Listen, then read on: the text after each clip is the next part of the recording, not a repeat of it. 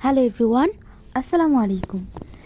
নবম দশম শ্রেণীর জন্য প্র্যাকটিক্যাল স্লাইড ক্যালিপার্সের সাহায্যে একটি আয়তাকার বস্তুর দৈর্ঘ্য, প্রস্থ ও উচ্চতা মেপে তার আয়তন বের করো।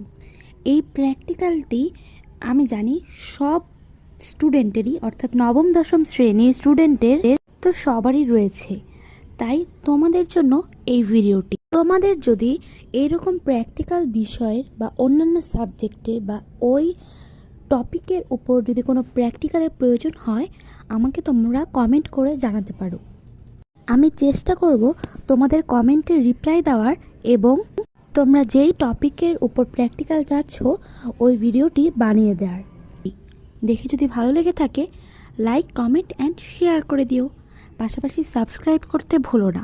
আল্লাহ হাফেজ।